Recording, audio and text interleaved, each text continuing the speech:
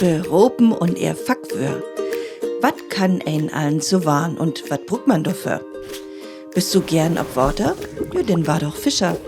Dat kannst du ob'n Dick, du brauchst vielleicht ein Ruderboot, ein Angel, ein Köder und Netten. Oder bist du doch lever ob Land und mit Holtogang? Denn war doch Timmermann. Da arbeitst du mit Hammer, Nogel, Schruf, Soch, Holt und viel mehr. Wo du Hüs bauen? Denn kiek, wat de Muhrmann mockt. Mit Stein, Zement und Moorkelk.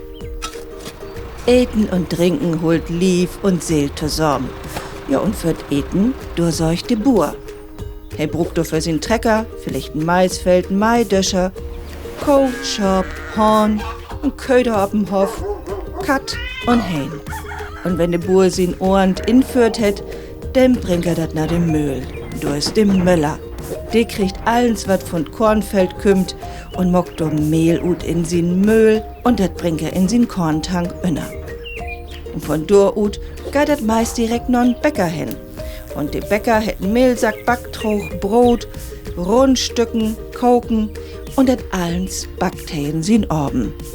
Auch ein Orben mit für da bin, dat hätt is mit. Und de is biton smölten und smeden mit Gold und Anna Metall geit he hätt sin Lösch emman Tang, Hormer und mockt bi viel Rog. Als Priester arbeitst du bi de Karg. Do kannst du in einer anderen Beden singen beraten, Priestern eben, und hast du bi den Karg, den Karkhof und dat auch mal mit n Graf und n Sarch zu daun.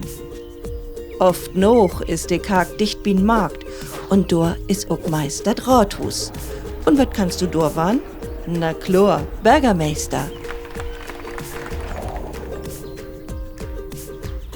De Beropen und ihr Fackwür hätt de 8. Jahrgang von de Edewächter Oberschol zusammenstellt. Rob Kicken hätt de Plattexperte Johann Martin Frahm. Grot Dank geit an de Karl-Töpfer-Stiftung in Hamburg und das Länderzentrum für Niederdütsch in Bremen dankt für de Förderung durch de Beobdruckte von der Bundesregierung für Kultur und Medien. Die Infografiken kann sich jeden ankicken, runterladen und udrucken auf www.lzn-bremen.de. Kiek mal in.